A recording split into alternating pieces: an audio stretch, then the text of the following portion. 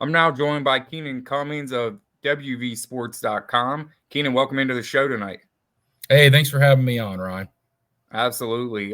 Like we were talking a little bit off the air, I think the last time we talked was when Beetle Bolden was at West Virginia and when he was going through that recruiting process. That dates us a little bit, doesn't it? It does. It does. Absolutely. So let's talk a little football, man. West Virginia comes into this game 6-4, 4-3 in the Big 12. What have been your thoughts on the season so far? Well, it's better than many people expected. When West Virginia came into the year, there was talk about this at Big 12 Media Days. They were picked 14th, and Neil Brown and this team took that personally. They thought they were better than that. Everybody within the program thought they were better than that. And for the most part, they've proved that. This was a team that I think had an over-under win total of 4.5. They've already hit that. Your expectations change throughout the season depending on how teams fare. But, for a team picked 14th to be setting 6-4 right now with a Cincinnati team that struggled at times and a Baylor team that struggled at times left on the schedule, there's a golden opportunity for West Virginia to take a step. But overall, I mean, it's hard. There have been chances for this to be even better, I guess, is what I'm trying to say. Yeah. Like they lost on a Hail Mary at Houston. They collapsed against Oklahoma State. Now, Oklahoma just kind of hit them in the mouth.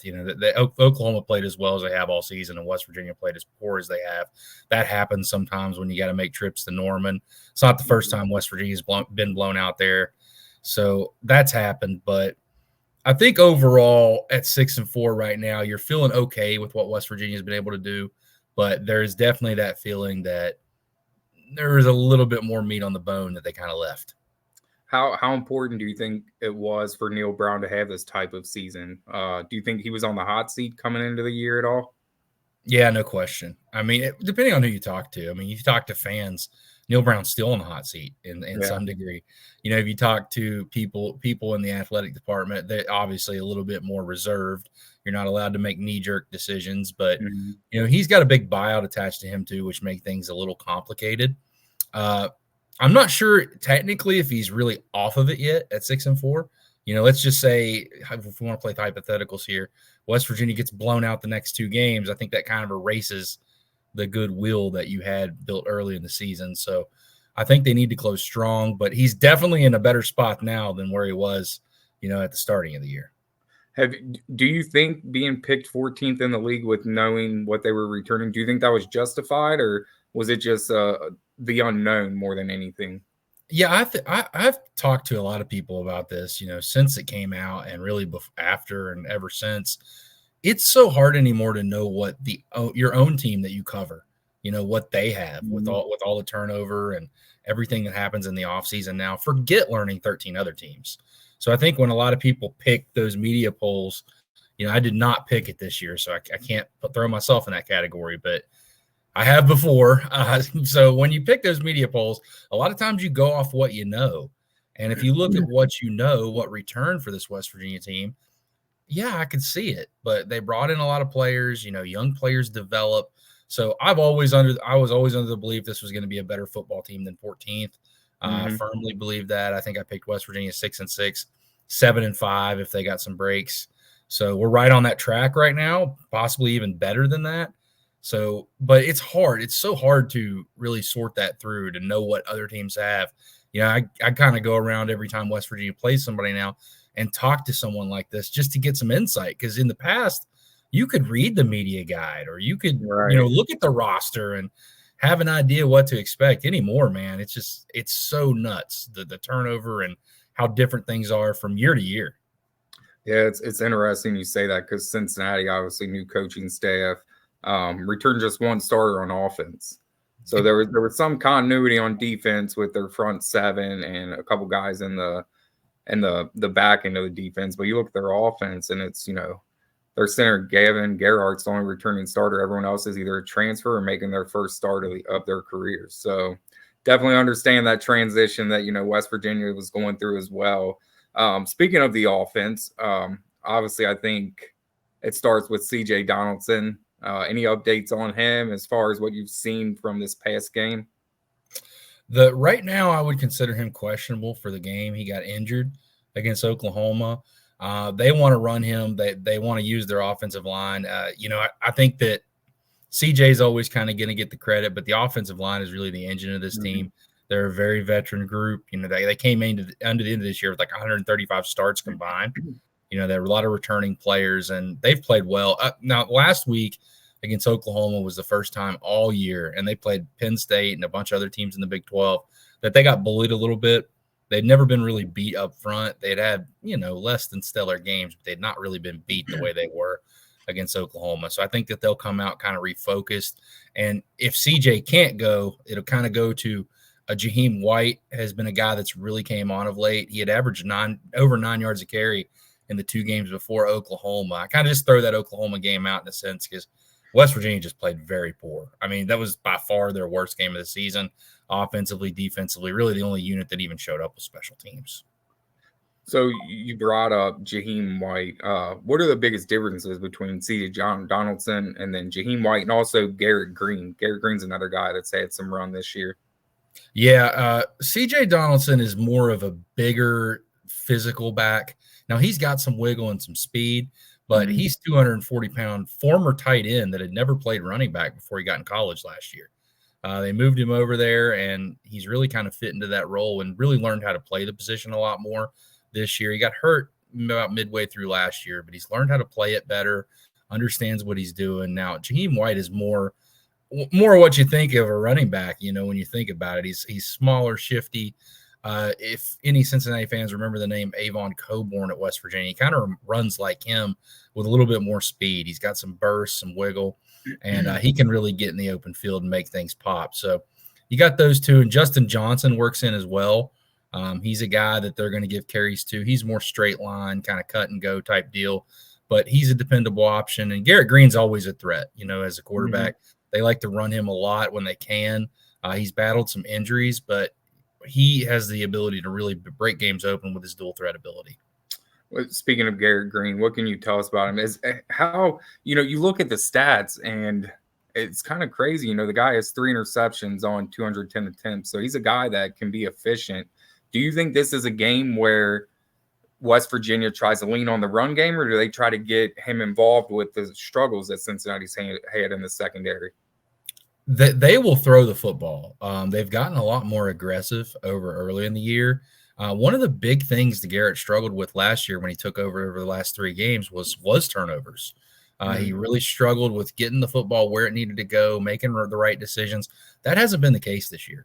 He's played a lot better. His biggest issues as a passer has really come down to just fundamental things, getting his body aligned correctly, not falling off certain ways when he's throwing it. And it's keeping his completion percentage down towards 50 as opposed to up towards 60, 65. But a lot of their throws are down the field. They will challenge it. They use the run game to set some of that up, but they've got to loosen the box. West Virginia was playing teams earlier in the year, and there's 12 guys in the box, it seemed like. That's more than you're even allowed, but That's what it felt like. I mean, it just felt like that everybody was at the line of scrimmage. So West Virginia had to open it up a little bit. They've done that really well, started to connect down the field, loosen things up, and it's allowed them to run. They have ran for over 140 yards, 13 straight games. That's leading the NCAA right now. And you don't do that just by lining up and trying to run the ball every play. You got to try to get creative a little bit and get some of those free hitters out of that box. So you brought up the offensive line a little bit earlier. Tommy Frazier is obviously the face of that line, but it's not just him. That's Cincinnati's going to face an offensive line that's given up less than 1 sack a game. What can you tell us about that unit? Yeah, that is the engine of the offense. They've played really well. There was a lot of expectations. I don't know if you're ever going to meet expectations when they're that high, just for a group, but I can't find anything to complain about. You look at this year, just group, how far they've come since Neal first arrived. It's different faces, but West Virginia rushed for 57 yards or less 7 times in Neal's first season in 2019. He decided to kind of go young, develop those guys, let them play, and over the last few years, they've really become the strength of the team. They're able to run the ball, they're able to pass protect. They're probably a little bit better in pass protecting than they are running, but overall, it's a solid group. They have experience pretty much across the board They trust each other, and Zach Frazier has played very, very well at center, while Wyatt Milam is probably going to be an NFL draft pick eventually at left tackle. Out wide, you guys have Devin Carter as your leading wide receiver. What else can you tell us about that unit? Yeah, they've been hit or miss at times. I think that they're playing better, down the stretch. They're starting to make more plays, more contested catch situations. Devin Carter is the guy that they brought in to be that alpha from North Carolina State. He's played pretty well for the most part. Hasn't made as many splash plays as you would wanted to, when you first brought him in. But considering the volume and the number of passes West Virginia has thrown, I mean, he's been pretty good. Traylon Ray is a freshman wide receiver. He's made some big plays down the field, starting to kind of find his footing. E.J. Horton is another guy, transfer from Marshall, who's definitely just moves at a different speed than the rest of the wide receiver room, and they have some pretty speedy guys in there. It tells you how fast he is, and he's kind of your guy that you get the football to and let him do some things. Rodney Gallagher, they'll use. He's kind of more in the, I'd say, an extended running back right now. The way they're using him, they've played more true wide receiver the last couple weeks, but they'll hand the ball off to him, get him in some different situations, and they'll use their tight end in the passing game too. Cole Taylor actually led the team in receptions coming into the Oklahoma game. They'll use him in the red zone. He caught a touchdown against Oklahoma, so he's 6'7". They'll use him down the seam. They'll get in the ball creatively, have some play action. And they really tried to make the tight end the focus of their passing game, and it really has. It's been so far. So Frazier against Corleone is probably the matchup that everyone's looking forward to. That pays attention to the lines. Just what are your thoughts on what West Virginia tries to do to handle this Cincinnati line that has, Malik Van, Dante Corleone, Jawan Briggs, a very veteran group? Yeah, I think it's going to be a big challenge for West Virginia. I think this is going to be one of the best defensive lines they've played all year. They have experience. They're not the biggest guys, but they're tough. They play physical. I think West Virginia is going to have to win that battle. I think both these football teams want to do the same thing. They both want to stop the run, and they both want to run the football. And it's really a matter of which one's going to be able to do it more effectively and not beat themselves. That's one of the things, in the opening you mentioned, talking about this West Virginia team. When I think one of the biggest differences this year, as opposed to the last couple, is for the most part, it hasn't been every game, but for the most part, this West Virginia football team hasn't beat themselves. Teams in the penalties, they're taking care of business in the red zone. They're not turning the ball over a lot, but when they do those things, it's beat them. So whatever team is able to run the ball effectively, stop the run, and take care of the football, I think is going to win this game. Beanie Bishop, he's a guy that Chuck Bednarik, semifinalist. What is the strength of this West Virginia defense? Up front, I would say that's where they're best at. They roll in 7 to 8 guys. There's not really if you're familiar with Dante Steele or Darius, his brother, that have been at West Virginia the past few years, they don't have that superstar player per se, but they make up for it in the number of guys they can roll in, the guys they trust, and they're as deep as West Virginia's really ever been since they've been part of the Big 12 up front. And I think that's part of what you see over time. It's one of the biggest differences that West Virginia had to deal with when they first joined this league is, your first line of guys, they're fine, but it's the second and third, levels that you really start to see a difference. So they've played well. Lee Koba's kind of the linebacker to watch. He's pretty much do it all type. They'll blitz him. He can hold up in coverage. He's a great run stopper, always around the ball, that kind of deal. But in the back end, Beanie Bishop is as good, if not the best transfer addition that West Virginia made this offseason. He was originally at Western Kentucky, played a season at Minnesota, played out of position as a nickel. West Virginia made him a true corner again, and he leads the nation in pass breakups, has 4 interceptions. He could probably have about 8 or 9 interceptions if he could hold on to the ball sometimes. The guy breaks on the ball, makes a great play, and just doesn't haul it in, but he's been great. West Virginia can play him in man coverage. That's where he excels. And Aubrey Burks is the other guy that I would mention, a safety in the back end. He's probably their best cover safety. Had a rough game last week, but again, just throw that out for West Virginia. It was pretty much rough all around, but for the most part, has been very, very good this year. This is a defense, as you mentioned, gave up 59 points last week, but it had been pretty solid leading up to the Oklahoma game. How do you think they respond coming off a game like that? Is this a coaching staff that is going to challenge them throughout the week? The one good thing about this West Virginia team that I think is the most encouraging in terms of Neil Brown and maybe his future here or anything else in that regard is when this team has faced adversity this year, they've bounced back strong. The way they lost against Houston, giving that game away with 7 seconds left, that's brutal. That's sometimes a season crippling type of loss. And they had a lead against Oklahoma State the next week in the fourth quarter, and then they imploded there. So you had a bad stretch in the fourth quarter, and you're thinking, oh man, this team's got to go to UCF. It's a bad matchup on paper for what they like to do, and West Virginia goes down and beats them up. And they come home and beat BYU up, and then you're starting to feel a bit confident. And you go to Oklahoma and have one of these. So the one thing that has been encouraging is they have shown resiliency. They have been able to bounce back. And at home, on a day they're going to recognize legendary coach Don Nehlen, I expect this football team to be ready to go. Whether that's enough to win, that's going to come down to some of the things we talked about earlier.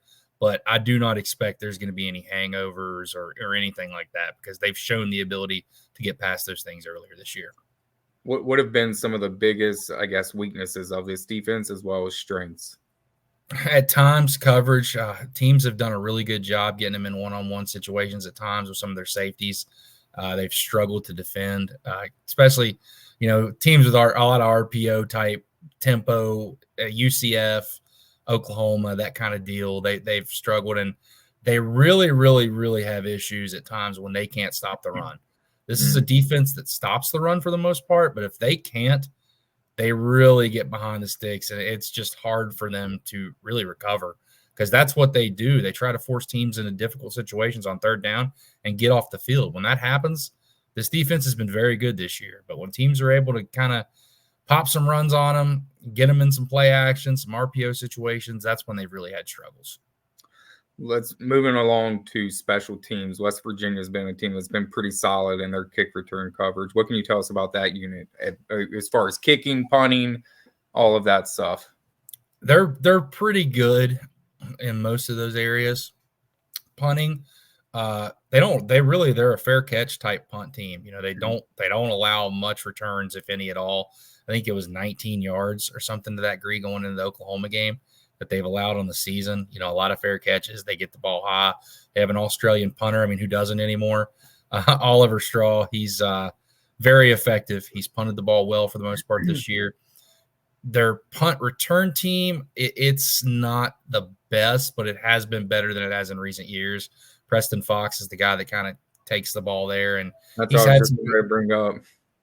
Yeah, he's had some good returns, but at times they've also struggled. But kick off is kind of Jekyll and Hyde. At times they've been very, very good. Put the ball through the back of the end zone or, kind of try to steal those hidden yards a little bit with some of those short kicks. But they've also had it backfire on them, guys getting out of their lane. Houston ran one back against them. BYU also did, but it was called back on a penalty. So for the most part, it's been really good on special teams, but there's been some struggles at times. Their place kicker has been excellent. He's another one of those transfer portal guys that they brought in, and Michael Hayes. He's missed 2 kicks all year. One of them was a 58-yarder that they tried to get it before halftime in a game, and the other one was last week on a bad hold. So he's been very, very reliable. But I think West Virginia's got to avoid giving up any big plays in the special teams and kind of keep things in front of them, which they've been able to do for the most part this year. So these two teams haven't played since 2012. Is it still a rivalry? Like, is this a game that the fan base is still excited about? I think it's exciting long term. Now, if you're talking about like this meeting, probably not. Right. It's more just a Big 12 game, but you got to look at where West Virginia's been, and really to a degree, Cincinnati. West Virginia just hasn't had any regional teams other than non-conference. It's the thing about a rivalry, and people have asked me, is this a rivalry? You can't manufacture a rivalry. Right. You remember the civil conflict a few years back with UConn and Central Florida comes to mind, but it's hard to manufacture one. It's formed over time. I think that this was going in that direction during the Big East days. They had some really good games against each other over that 6-year span. I think that, West Virginia got Cincinnati a few times. Cincinnati got West Virginia a few times. And you're starting to get that. It's kind of like what happened with West Virginia and Louisville. But obviously there's been a decade plus break, it helps that there's going to be proximity. I kind of wish it was every year. You get the 1 year break coming up in the 4 year cycle, Right. Yeah. but it's a game that fans can drive to. There's connections there. You're actually going to see Cincinnati fans in real life, as opposed to most of those Big 12 teams. West Virginia fans just don't interact with them for the most part unless they live out that way. Right. So that stuff happens over time. I think that it's definitely a bonus. West Virginia is excited about having another Eastern team. I think eventually the end game, you'd like to have Cincinnati in a league with Pitt and Virginia Tech, and that's a whole nother story, but right. With conference realignment. But I think that this is a good start, and it helps to have a team that there is some history with, and they've had some good games against each other before. So looking at Saturday, a lot of stuff surrounding the game with, honoring former coaches, the team getting up. Just tell fans what to expect the pregame, where are the good spots to go, to tailgate. Just what are some of the things that you would tell Cincinnati fans that they need to experience while they're in Morgantown? Yeah, hopefully the weather holds up, but it should be a pretty good day. I expect the crowd to be pretty good. They're honoring Don Nealon, legendary coach. That'll be pretty cool. It'll be in between a break, probably in between the first quarter break. But before the game, there's a lot of good sports bars in town if you're into that kind of thing. Great tailgating scene. If you've been to Morgantown before, a lot of stuff has changed. They've really upgraded the stadium. A lot of things, that Big 12 money, as Cincinnati will come to enjoy, in the coming years as well. But it's a great environment. If you've never been to Morgantown before, I recommend you come check it out. There's horror stories about Morgantown you hear from like certain fan bases when they come.